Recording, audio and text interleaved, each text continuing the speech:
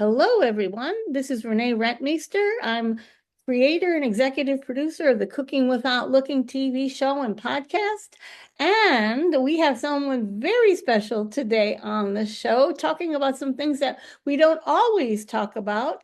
And actually, she's nearly a neighbor because we're in the same city. Her name is Debbie McDonald. She is from the Albany Low Vision Support Group, which is out of Albany, Georgia, and the Albany chapter of the National Federation of the Blind, also Albany, Georgia. Welcome, Debbie. Thank you, Renee. Well, it's as I said to you the other day when I went to your NFB meeting. It was the first time I've met with people in physically in 5 years. Oh, wow. We were so glad to have you that day. Oh, well, thank you. I was so happy to be there. I was happy to find my way and using public transportation, it really wasn't bad at all. So, but tell us a little bit about yourself, Debbie. Yes, I'm an Albany native and I conduct the Albany Low Vision Support Group. I am a certified peer supporter for the Georgia Vocational Rehab Agency, and I'm also the founder and executive director of Limb Support, which is a advocate, resources, and just an all together. I share information. It's for people with all disabilities, and my focus is mainly on the seniors 55 and over, which is called Project Independence in Georgia, and we try to get them some technical training, some mobility training, and learn how to cut things in the kitchen and how to cook. It's a very good program. And I try to get that out there to everybody. I have my pages are on Facebook, so I try to share a lot. I am in the Albany chapter of the National Federation of the Blind of Georgia. I'm also the at-large representative for the Council of the Blind. And You're one busy person. yes, and also Um, June the 7th, I will be attending the Georgia Transplant Foundation Trends in Albany, and I'm involved with that because I had a kidney and a pancreas transplant years apart. I was on dialysis for 7.5 years, and I did get the kidney first. I've been a diabetic for 32 years, and then I got the pancreas transplant. So Oh, I'm wow. a big advocate for Donate Life. I've been involved with a lot of organizations in Albany. I've went through the Darty Leadership Program, the Leadership Albany program, and it teaches you about the Albany area, all of the services, the government, education, and I also like taking classes from Braille Institute virtually. I've taken Braille classes. Right now, I'm doing a brain challenge and trivia, and I'll be taking fusion,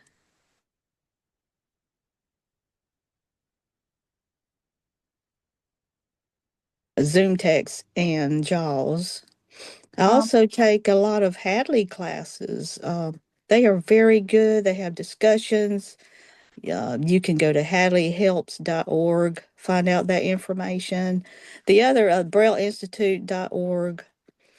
And I just look for free classes all the time. I love learning and sharing things with people and just getting involved with the community. And my Albany Low Vision Support Group, I have members call in from all over Georgia. Well, that is great, Debbie. That's amazing. I think I'll have to go to some of those classes because I've only been here in Albany for 5 years, like right when the pandemic started to be with my Yeah. family. And so I'm gonna have to look into some of those courses. Can you tell us a little bit about your blindness, your vision, and basically your physical ability? Yes. I had diabetic retinopathy. glaucoma, and cataracts. And I went through a lot of surgeries. So now I'm totally blind in my left eye, no light perception. I can see um, large print. It's a little foggy, but I'm blessed to have this. Do have. I can. The computer has speech output. I can work with that. My iPhone, and I can make it larger. And I'm a voice. I know some of it, but I need to learn that more so I can teach other people. Um, so also, I'm a below the knee amputee, right leg, and I used to play a lot of sports with I play wheelchair rugby, wheelchair tennis. How cool. It was so fun, and I used to be more active, but I am up in the 60s, well, lower 60s. And I like gardening. I have a lot of plants on my back porch, and I have some cactus in my bathroom. I am a cancer survivor. I had breast cancer in 2023, and I finished all of my chemo and radiation, so I'm in remission. Oh, that's And wonderful. yes, and God has me here for a reason. Um, I truly believe that. To all of my challenges I've had. You're a wonderful representative, and you have such an amazing glowing spirit. You would never guess that you've been through. I mean, you sound like you've had everything, and still you shine when you are around. Well, thank you. You're welcome. You do too. I Oh, can hear it in your voice. oh, well, thank you. I what are some of the biggest challenges you face, and what are your philosophies and your thoughts about those challenges as you take them on? I would say right now it is the walking with a prosthetic. Um, when I had the cancer, it kind of knocked me back because I wasn't getting up and down, and so I use a rollator to get around.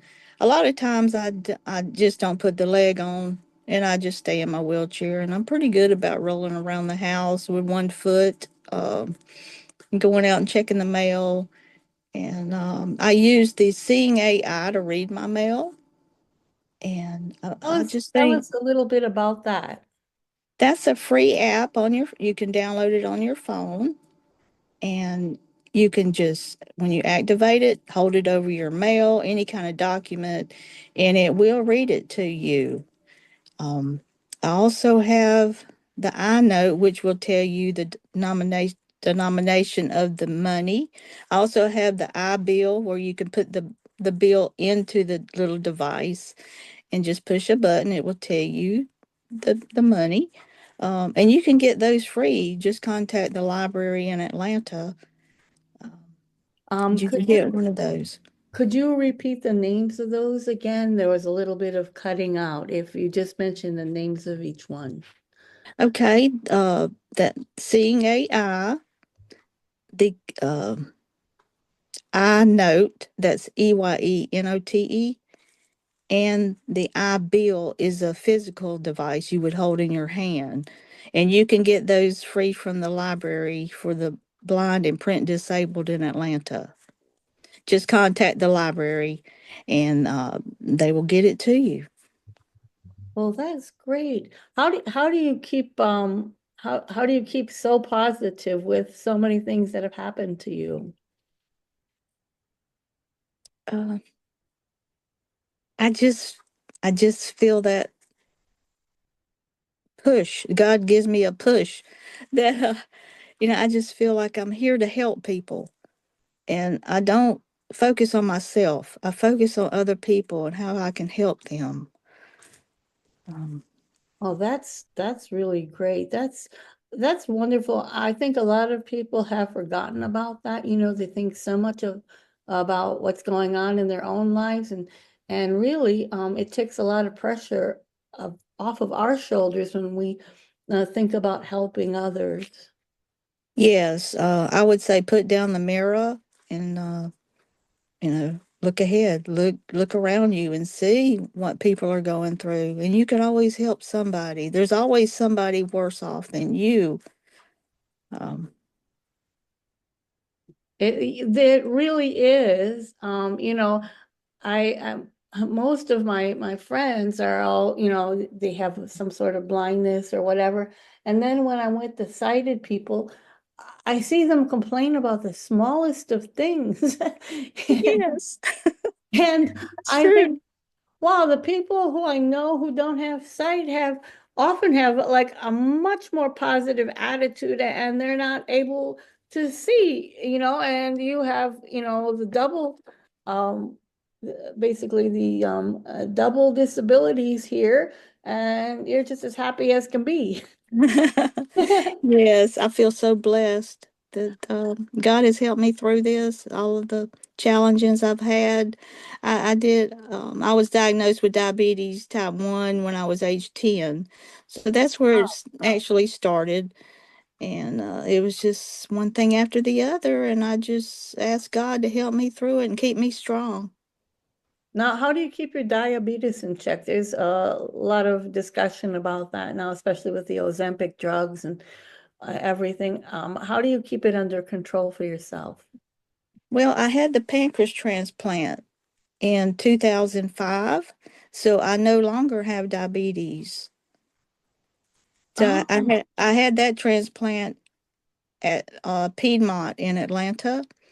Now I had the kidney transplant in 2001 at Piedmont, and then I got the pancreas. They didn't want to do them together because it was such a big surgery, sure. and I was really sick, really bad sick. So Well, you know what? You are the first person who I've ever heard about a pancreas transplant. That's really interesting. yeah, they're doing a lot of them. Wow, I have never heard about that. That would make a lot of sense. I wonder if that would even help for people who have pancreatic cancer. I'm not sure if you can get a transplant if you have cancer. I'm not sure about that. Yeah, I was Yeah. just thinking about that. You have to go through several days of evaluation, your heart, and even a mental evaluation. Are you ready to get a transplant from a cadaver or another person? And I actually have met the mother who I received the pancreas from. Her daughter was in a wreck, and Oh, I got to meet her, and it was a blessing for both of us. what was that like? Oh, it was just really exciting. We hugged each other. She come to Albany, and we keep in touch.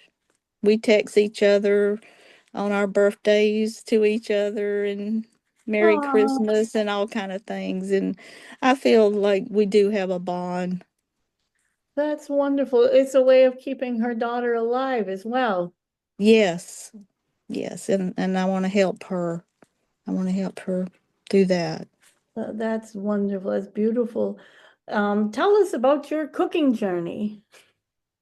Well, uh, I've always enjoyed cooking. I like experimenting with different dishes, and I'll say, "Mama, I'm gonna do this. How does that sound?" Well, she don't never say, "Oh yeah, that's good." So I just just kind of throw some stuff together, and I like the crock pot for Oh, yeah. making the roast and Boston butt, do some barbecue. And we have Memorial Day weekend coming up in a couple of weeks. The 25th and 26th. That sounds good. I think I'll do that and throw some corn, little corn in a boiler and just throw a stick of butter in there and cook it. That's all I put in it. Oh, wow. That sounds amazing. That's great. Um, And it makes it taste sweet because you have a lot of salt in the butter already. So Well, because of me being on dialysis, I did get used to not adding salt to my food. So I don't add salt to anything when I cook. Oh wow. Well, you're probably the exact opposite of me. I could just Yeah. have like a portable salt lick in my kitchen. Well, you were the cooking without looking recipe of the day with I call it the Debbie McDonald, Albany, Georgia, a peach cobbler. Okay. Would you like to share that with us? Yes. Well, you need a 15-ounce can of sliced peaches, 1 cup of sugar, 1 cup of milk, 3/4 cup of self-rising flour, 1 stick of butter. So you need a deep dish baking sheet or casserole, and you're going to melt the stick of butter first. Then you're going to mix the sugar, flour, and milk in a separate bowl, blend it well, and then you're just going to pour that straight in the middle of the butter, but you're not going to stir it. So then you're going to take the peaches in another bowl, and I kind of just cut them in half so there won't be a whole piece in there. And then Right. undrain, you keep the liquid in there. Then you're going to take that and pour in the center of the mixture in butter. Not going to stir it. Then you're going to bake it at 350 degrees for 1 hour. And then when I dip some in my plate, I like to pour canned milk over it. It's really good. The taste of it is just so good. And or some people like vanilla ice cream, or but that is a good southern treat. Well, when you oh, I know, I love it, and it's like so simple, and it's not an expensive thing to make either. Yeah. I was wondering when you said canned milk, and I saw that on your recipe today. I'm wondering which kind, sweetened, condensed, or evaporated. It's Which? the evaporated. Yes, Okay, the I see. little can. I just get one of those and Oh wow, I never thought of that. That sounds like a great idea. Yeah, peach cobblers, whatever fruit you like, but I do like peaches as well. yes, and you can use either the apple pie filling or like a cherry pie filling, whichever fruit that you want to. And pears. I've done it with pears before. Oh, I've never thought of that. Pear cobbler is good. That sounds interesting too. And you put the vanilla in there, but maybe we could also put almond in there. Is you can just depends on what you like. You can play around, like you say. Oh yeah, and you can also put pecans or walnuts, any kind of nuts you'd like to add to it. Oh, that sounds wonderful. That sounds really great. Mhm. What tell us first of all, like what kind of your philosophy in life, and you've told us a little bit about it, but tell us more before we end this. Well, I think everybody's important in this world. You should treat everybody with respect. Just be kind to everyone you meet. You never know what they're going through. And if you see someone that needs help, just offer your help to them.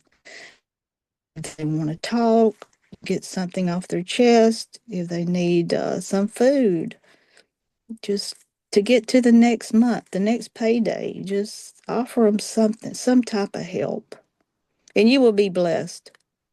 Oh yeah, I believe it. I believe it. And it keeps your spirit buoyant, it just makes you happy to do things for others. Yes, it does. Yes.